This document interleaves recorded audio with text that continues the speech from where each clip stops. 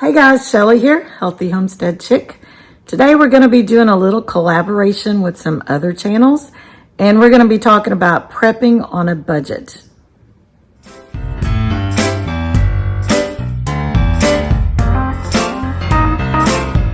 Hey guys, well today we're going to be talking about prepping on a budget. Now this challenge was started by Bushcraft Family, and I heard about it from Vineyard Chicks.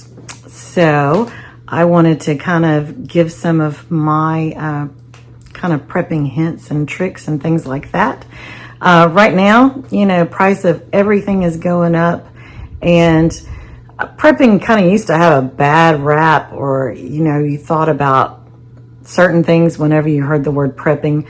But I think now things are a little bit different, and more people are trying to be prepared. Should the cost of food keep going up? Should people lose their jobs? If, you know, we have another pandemic or something like that happens, we need to have food ready. And like I said, the prices are going up. So we need to know how to do it on a budget.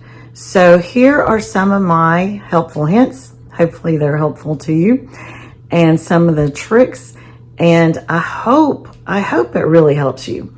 So let me know down below. And let's get started. Shop the sales. Check your sale papers every week and see what's on sale. This week at Kroger, they had pork shoulders for 99 cents a pound. So I got 3 of them and smoked them. This is just one of them. And these I'm gonna pack in food saver bags and like meal-sized portions, and freeze those. They had hot Italian sausage marked down on clearance, so I got those, removed them from the packaging, and these are ready to go in the freezer. Now check out the chorizo. We really like chorizo. We eat it as often as we have it. Cat's knocking on the door to get out. But these sell for $4.49. And I have paid that price for them before. And lately they've had them on sale for $2.50, and I got a couple while they were on sale. I went yesterday to Kroger and these were reduced to 99 cents. So I got all of them. Did I feel bad about it? Absolutely not. All right, let me show you what I do with these. Try to keep the plastic intact as much as I can. It's really hard to do this over top of the tripod. Does anybody else fight with the tripod constantly? I have a love-hate relationship with this tripod. And of course, it's not gonna cooperate whenever I'm videoing, because why would it want to do that, right? There we go. There, finally. These take up more space in the freezer, which we don't have a ton of space in our freezer. Freezers stay pretty full. So I just wrap this back up.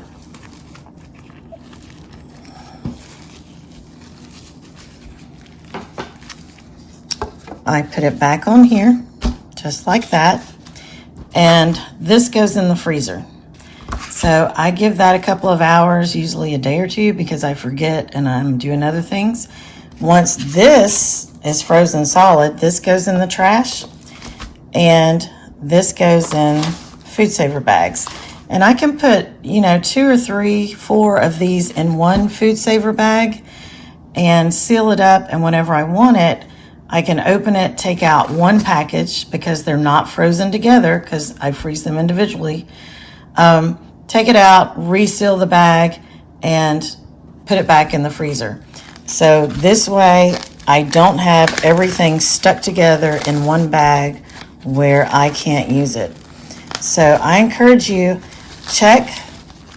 first of all, check for sales in your sale paper. Second of all, once you get to your grocery store, learn where they put the clearance items. If it's, some stores have a separate clearance section. My Kroger, they have a place where they put clearance meats, but I usually don't get those. This was where the chorizo is. So I walk down the meat aisle and I look for these stickers. And I have no problem whatsoever going up to the front and checking out with all clearance items in my cart. Now, I normally don't clear out everything like what I did with this chorizo. Normally, I don't get all of them.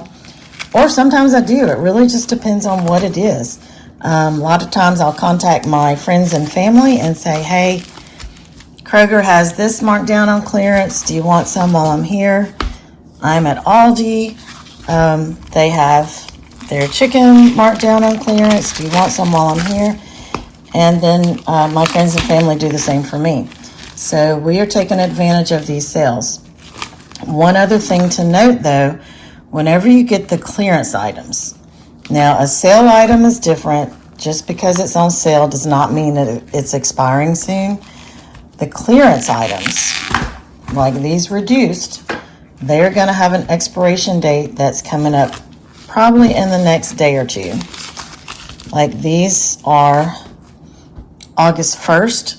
Today is July 29th. I got these yesterday, so July 28th. So we've got 2 or 3 days to get these either cooked up or frozen. So if you get something that is reduced like this, go ahead and cook it immediately or freeze it immediately. Don't leave it in your fridge because then it will go bad and then you will have wasted your money, which is the opposite of what we're trying to do right now, right? Be ready and willing to work. These blueberries are from my friend's blueberry bushes. Let's see if we can get it to focus. Nope. There we go. So my friend was going out of town and the birds and the squirrels were eating her blueberries and she asked if I wanted to go over and pick some. I told her absolutely. Now it is 100 degrees here. It's been 110 heat index. It's hot. So I got up early, went over with another friend and picked blueberries. This is free food plus my labor. But be willing to go out when people have extras and harvest. Yes, it takes a little energy, but this is free food. This is free food. Let's see again. If we can focus. This is basil and I've got some sage back there. This is from another friend's house. They are out of town.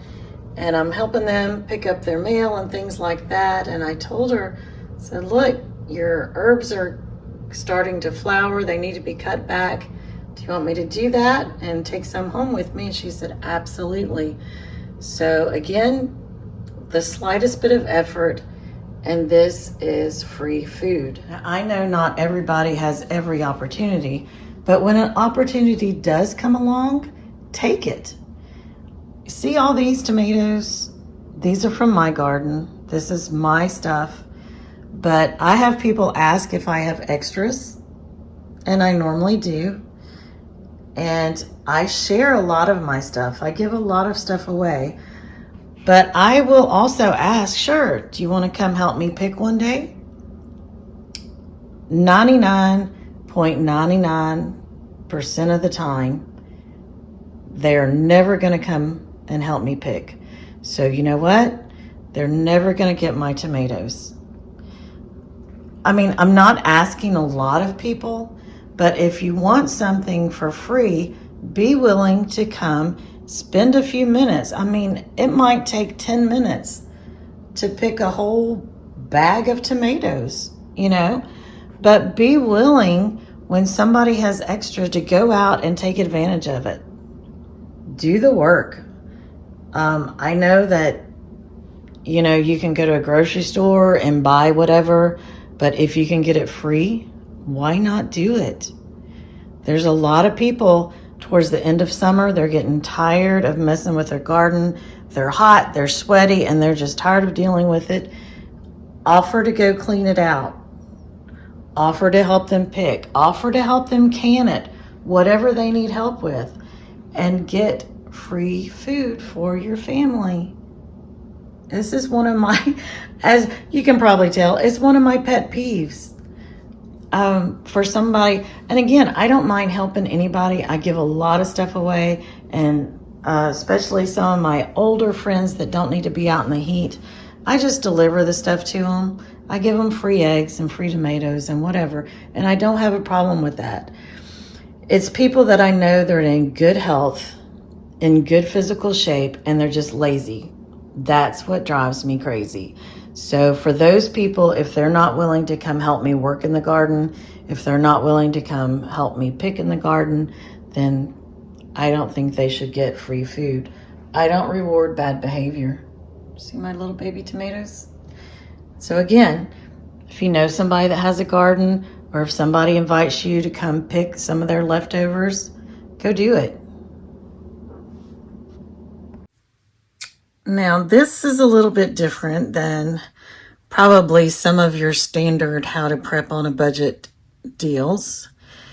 I have a local store that sells Amazon returns and things like that, and they're popping up all over the country. So this one, every Friday, everything is $7 each, and then it changes every single day. So on Tuesday, everything is $1 each, everything in the store. So you can find all kind of things, and you have to be selective, and you have to know prices. But these crackers, they're almond flour, so I can eat them on my keto diet. And they came 4 in a little box or wrapped in plastic. And I got 4 boxes of these for $1 each. These are keto cookies, and they sell from like $3.99 to $5.99 at local stores for 1 bag. These, I got 1 box that has 3 bags in them, and I paid $1. So I got 3 bags for $1. These I got at another discount store. They had them on sale. It was 25 cents a box. And I think there were, let's see, 12 of these in a case. So I got 3 cases. This is not food that we normally eat on a regular basis, but the young adults that live at the house like them. And in an emergency situation, or whenever, you know, we don't have groceries or something, those will work out just fine. Here's another example from the discount store that has Amazon returns. This is cream of cauliflower condensed soup, gluten-free. There were 8 cans of this in a flat, and I paid $1 for that whole flat. Let's go down here. We have different types of pudding, royal pudding, different types of Jell-O. There's 1, 2, 3, 4, 5, 6, 7, 8, 9, 10 of these. 10 of the puddings that I got at the discount store for $1 for all 10. There's 12 of the Jell-Os. I got all 12. These are sugar-free for $1. So look around and see if you have one of these like big box return stores. And I've never been on the $7 day. Never been in there, because I'm not interested in paying $7 for any of it. I will go and pay $1. Okay, if you really want to be budget friendly, how about we go with things that are free? Now, we have goldenrod, violet. We have dead nettle and dandelion. All of these are weeds, considered weeds by other people, but these grow in our yard for free. We have plantain and mullein. We have yarrow that grows here. Now, the chamomile I have to plant, but that's okay. More dandelion leaves, hibiscus. Almost all of these grow naturally in our area, and these are things that I can get for free. So a lot of these I can use as teas, I can use as medicines, I can make balms and things like that out of them. And these are free. So this is money that does not have to come out of my food budget, but I still have practical uses for them. So I encourage you to learn about the weeds and the flowers and the herbs that grow naturally in your area and learn how to use them. Learn to harvest them.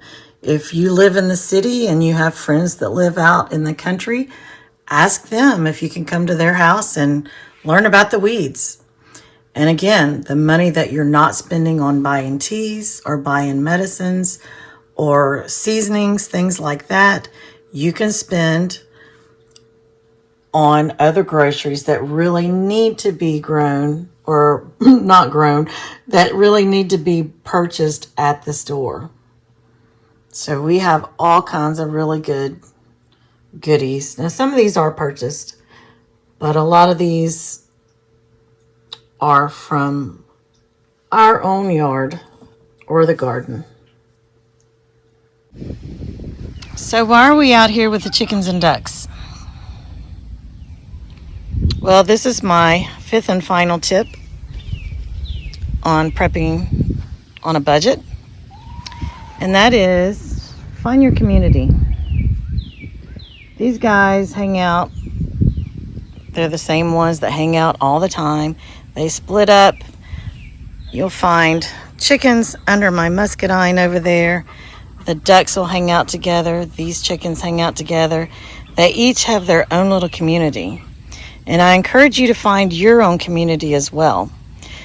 It really helps to be able to buy some things in bulk and to be able to share them with other people to split the cost.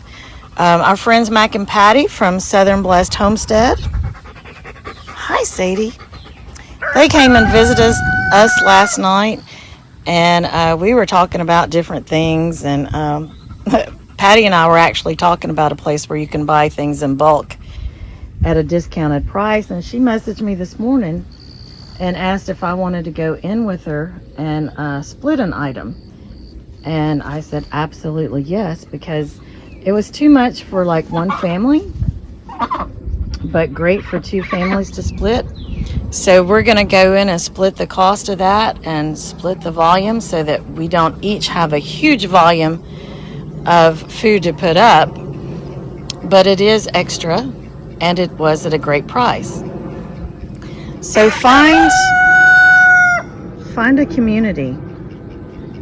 Find people that you have things in common with, that you can share things with. Let's see, over here, see those blue containers, those blue barrels? We have a little community of friends here, and we asked everybody if they needed barrels to store their feed in. And so Doug and I went and picked them up. We took our truck and our trailer and went and picked them up. It was about a 30-minute drive. Brought them back here, and then everybody came here, which is a central location, and picked them up. And so not everybody had to travel.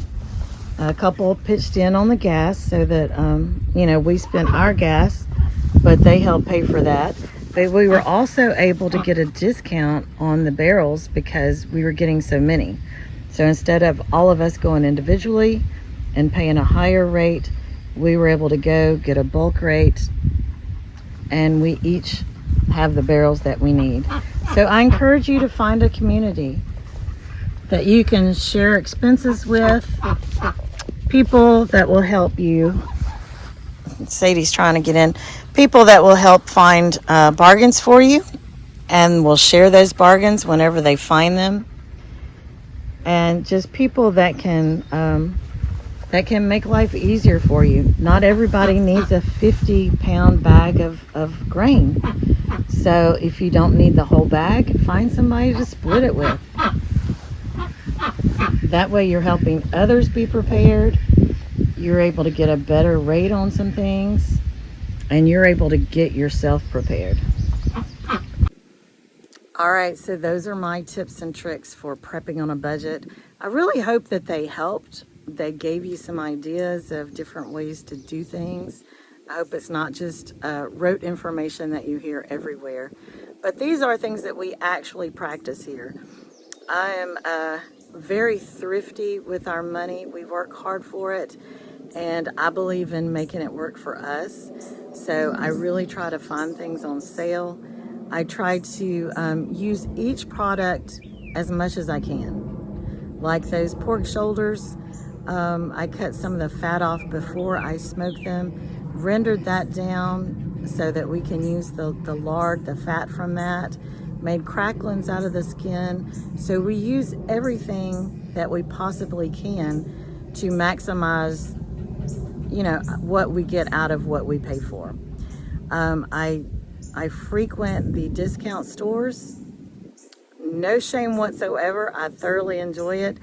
And, you know, God gives us wisdom. He gives us the money and He gives us wisdom and how to use it. So I frequent the discount stores. I check my sale papers. There's very few things that I pay full price for. So, and again, we enjoy our community of people. So I really, really hope that this helps you.